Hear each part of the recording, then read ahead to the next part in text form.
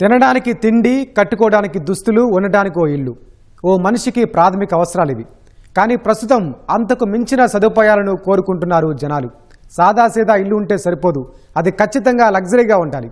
బట్టలు బ్రాండెడ్ అయి ఉండాలి. తిండి కోసం ఎక్కువ ఖర్చు చేయాలి. ఇలా అన్నింటిలో స్తోమతకు మించి కలలు కంటున్నారు. అందుకోసం స్థాయికి మించి అప్పులు చేస్తున్నారు. చివరకు ఆ అప్పుల ఊబిలోనే చిక్కుకుపోయి ఎటూ తేల్చుకోలేక సతమతమవుతున్నారు. దేశంలో 80% వరకు కుటుంబాలు తమ అవసరాల కోసం రుణాలపై ఆధారపడుతున్నాయని కేంద్రం వెల్లడించిన వివరాలు ఇందుకు నిదర్శనం. ఫలితంగా ఆయా కుటుంబాలపై అప్పుల భారం ఏటా పెరుగుతోంది. అది దేశ ఆర్థిక వ్యవస్థకు ఆటంకంగా మారుతోందని ఆర్థిక శాఖ నిపుణులు చెబుతున్నారు. ఎందుకు ఈ పరిస్థితి?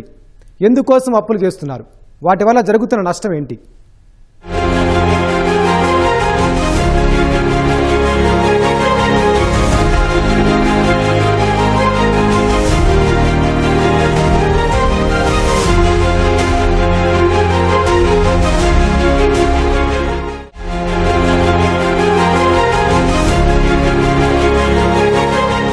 ఒక్కో కుటుంబంపై 4.77 లక్షల భారం. కేంద్ర ఆర్థిక శాఖ వెల్లడించిన లెక్కల ప్రకారం దేశంలో చాలా వరకు కుటుంబాలు రుణాలపైనే ఆధారపడుతున్నాయని వాస్తవ పరిస్థితులను చూస్తే అర్థం చేసుకోవచ్చు. ఎందుకంటే రుణాలు తీసుకుని అవసరాలు తీర్చుకునే కుటుంబాల సంఖ్య 2018-2025 మధ్యకాలంలో 7 ఏళ్ల వ్యవధిలో 15 కోట్లకు పెరిగిందని కేంద్రం వెల్లడించింది. 2025లో మొత్తం కుటుంబాలు 28.03 కోట్లుండగా ఆ కుటుంబాలపై తలసరి రుణభారం 4.77 లక్షలు ఉన్నట్లు కేంద్ర ఆర్థిక శాఖ గణాంకాలు చెబుతున్నాయి. స్వయంగా కేంద్ర ఆర్థిక సహాయ మంత్రి పంకజ్ చౌదరి ఈ వివరాలను లోక్సభలో వెల్లడించారు. అంటే పరిస్థితి తీవ్రత ఎంతగా ఉందో అర్థం చేసుకోవచ్చు.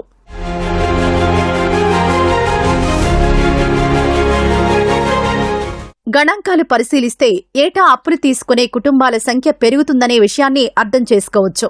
2020 మార్చి నాటికి దేశంలోని 16.09 కోట్ల కుటుంబాలు బ్యాంకుల నుంచి అప్పులు తీసుకున్నాయి. 2021లో ఆ సంఖ్య 18.07 కోట్లకు చేరింది. 2022లో 20.02 కోట్ల కుటుంబాలు రుణాలు తీసుకున్నాయి. 2023లో ఆ లెక్క 22.08 కోట్ల కుటుంబాలకు చేరింది. ఇక 2024 విషయానికొస్తే 26.03 కోట్ల మంది బ్యాంకుల ద్వారా రుణాలు పొందాయని గణాంకాలు చెబుతున్నాయి.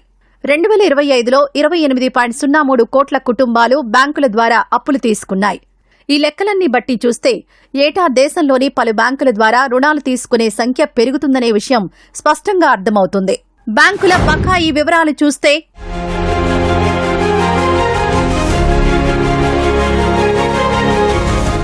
మరి దేశంలో రుణాలు తీసుకుంటున్న కుటుంబాలపై తలసరి రుణభారం ఎంత, ఏటా బ్యాంకులకు ఎంత బకాయి ఉంటున్నాయనే వివరాలు కూడా ఓసారి పరిశీలిద్దాం. 2020లో కుటుంబాలు 57 లక్షల కోట్ల రూపాయలకు పైగా బ్యాంకులకు బకాయి ఉన్నాయి. ఆ సమయంలో ఒక్కో కుటుంబంపై తలసరి రుణభారం 3 లక్షలకు పైగా ఉండేది. 2021లో బకాయిలు 63 లక్షల కోట్లకు పెరిగింది. 2022లో 74 లక్షల కోట్ల బకాయిలుండగా తలసరి అప్పు 3,70,000కు పైగా పెరిగింది. 2023లో 89 లక్షల కోట్లు బకాయిలు కాగా అప్పు 3,92,000కు చేరింది. ఇక 2024 విషయానికొస్తే దేశంలోని అప్పులు తీసుకున్న కుటుంబాలు బ్యాంకులకు 1.13 లక్షల కోట్లకు పైగా బకాయి చెల్లించాల్సి ఉంది. దీంతో ఆ ఏడాది అప్పు భారం 4 లక్షల మార్కును దాటేసింది. 2025లో కూడా 1.35 లక్షల కోట్లకు పైగా అప్పులుండగా ఆయా కుటుంబాలపై తలసరి రుణభారం 4,77,583కు పెరిగింది. 2018 నుంచి ఇప్పుడు చెప్పుకున్న లెక్కలన్నీ డీకోడ్ చేస్తే కొత్తగా అప్పులు చేసిన కుటుంబాలు 121% మేర పెరిగినట్లు తెలుస్తోంది. అలాగే ఆ కుటుంబాలు తీసుకున్న రుణాల మొత్తం ఏకంగా 209% మేర వృద్ధి చెందింది. అదే సందర్భంలో ఒక్కో కుటుంబంపై పడే తలసరి రుణభారం 39.85% మేర పెరిగినట్లు కేంద్ర ఆర్థిక శాఖ గణాంకాలు చెబుతున్నాయి. ఎందుకోసం ఈ రుణాలు?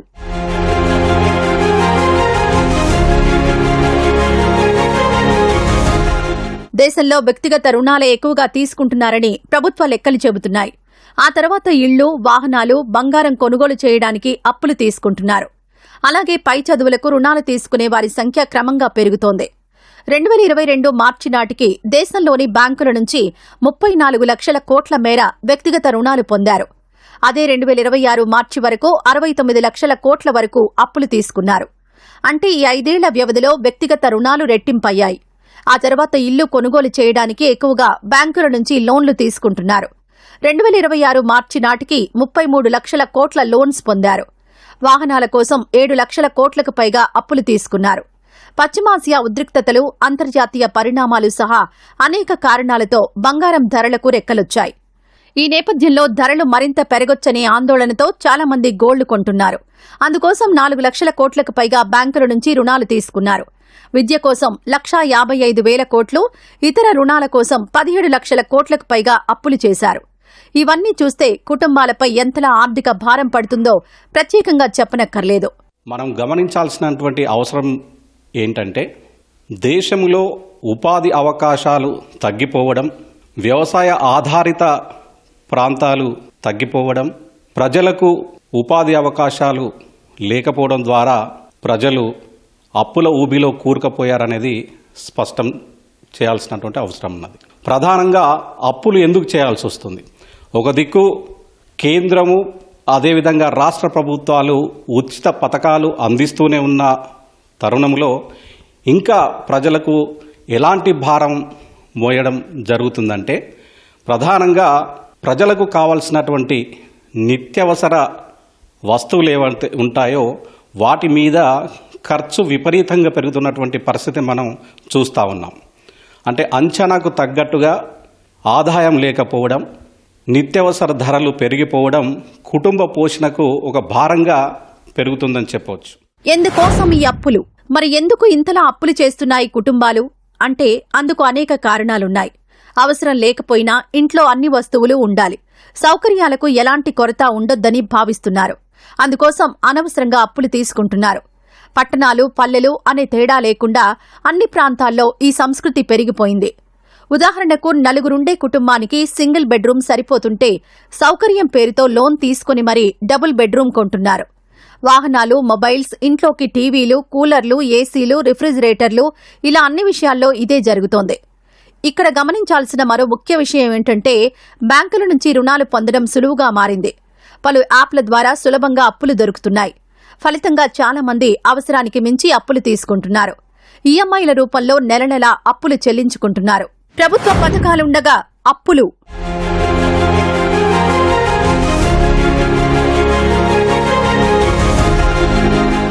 ప్రభుత్వాలు పేద, మధ్యతరగతి ప్రజలకు మౌలిక అవసరాలు కల్పించడం కోసం అనేక సంక్షేమ పథకాలు అమలు చేస్తున్నాయి. అయినప్పటికీ ఏటా దేశంలోని కుటుంబాల అప్పుల శాతం పెరిగిపోవడం ఆందోళన కలిగించే అంశం. మరి దీని వెనుకున్న అసలు కారణాలేంటని చూస్తే, ప్రభుత్వ పథకాలు కనీస అవసరాలైన బియ్యంతో పాటు వివిధ పథకాల ద్వారా కొంత నగదునిస్తున్నాయి. రైతులకు, వివిధ వృత్తుల వారికి ఆర్థిక ప్రోత్సాహకాలు అందిస్తున్నాయి. అయితే ఇప్పుడు సంక్షేమ పథకాలతో కాలం వెళ్లదీయాల్సిన పరిధిని ఎప్పుడో దాటిపోయారు చాలా మంది. కాలం మారుతున్న కొద్దీ అలవాట్లు మారుతున్నాయి, అవసరాలు పెరుగుతున్నాయి. క్రమంగా అవి విలాసవంతంగా మారుతున్నాయి. దీంతో రోజువారీ ఖర్చుల నుంచి మొదలుకొని పిల్లల చదువులు, ఇళ్ల నిర్మాణాలు, వైద్యం, పెళ్లిళ్లు, పండుగలు, ఇలా అన్నింటిలో ఖర్చులు పెరిగిపోయాయి.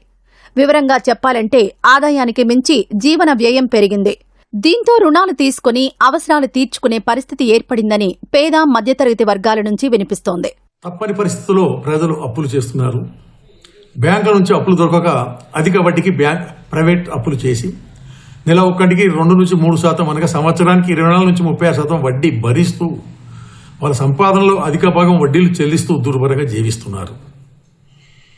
ఒక 2 లక్షలు ప్రైవేట్ అప్పు చేసిన వ్యక్తి సంవత్సరానికి 50 నుంచి 70 వేల రూపాయల వరకు వడ్డీ చెల్లించాల్సి వస్తుంది.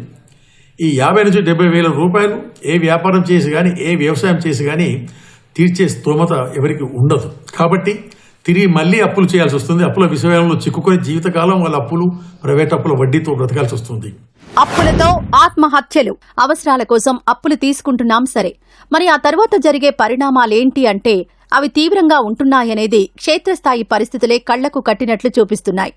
తెలుసో తెలియకో లేదా అవసరాల కోసమో ఇలా కారణం ఏదైనా అభిమన్యుడు పద్మవ్యూహంలో చిక్కినట్లు అప్పుల ఊబిలో చిక్కుకుపోతున్నారు. ఆర్థిక సంస్థలు కూడా సులభంగా లోన్లివ్వడంతో ఆదాయానికి మించి రుణాలు తీసుకుంటున్నారు. ఏళ్ల తరబడి వాటిని చెల్లిస్తున్నారు. కొన్ని సందర్భాల్లో ఉద్యోగాలు కోల్పోవడం, వ్యాపారంలో నష్టాలు రావడంతో అప్పులు మరింత పెరిగిపోతున్నాయి. దీంతో తీవ్రమైన ఒత్తిడికి గురై ఆత్మహత్యలు చేసుకుంటున్నారు. నేషనల్ క్రైమ్ రికార్డ్స్ బ్యూరో గణాంకాల ప్రకారం దేశవ్యాప్తంగా నమోదవుతున్న ఆత్మహత్యల్లో 5% నేరుగా డబ్బుతో ముడిపడినవి ఉండడమే పరిస్థితి తీవ్రతకు అద్దం పడుతోంది. ఆయా కుటుంబాలకు ఒక నిర్దిష్టమైనటువంటి ప్రణాళిక లేకపోవడం, వారు ఎంత సంపాదిస్తున్నారు, ఎంత ఖర్చు చేస్తున్నారు, ఎంత మిగులుబాటు వాళ్ళు అందుబాటులో ఉంచుకోవాలనేటువంటి వివరాలు అనేక మందికి తెలియకపోవడం ఒక ప్రధాన కారణం అని చెప్పవచ్చు. దీనిపైన ప్రభుత్వాలు, అటు స్వచ్ఛంద సంస్థలు వీరిని టార్గెట్ చేసుకొని వారికి వివరాలు చెప్పాల్సినటువంటి అవసరం ఎంతైనా ఉన్నది. మరొక వైపు ఈ క్రెడిట్ కార్డులు ఏవైతే పూర్తి స్థాయిలో అందుబాటులోకి వచ్చాయో వాటిని కొంచెం నియంత్రించాల్సినటువంటి అవసరం ఉన్నది. ఎందుకంటే అవి అవలీలుగా ప్రజలకు అందుబాటులోకి వచ్చాయి. అవి మోసపూరితమైనటువంటి కార్డులనే చెప్పవచ్చు. ఎందుకంటే అవి ఎర చూపిస్తున్నాయి, వారిని ఖర్చు చేయిస్తున్నాయి.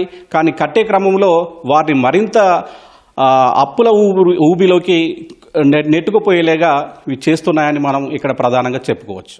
ఆర్థిక క్రమశిక్షణే శ్రీరామ రక్ష. ప్రజలు ఒక విషయాన్ని గమనించాలి. కొన్నేళ్లుగా కుటుంబాల్లో పొదుపు రేటు తగ్గినట్లు ఆర్థిక నివేదికలు చెబుతున్నాయి.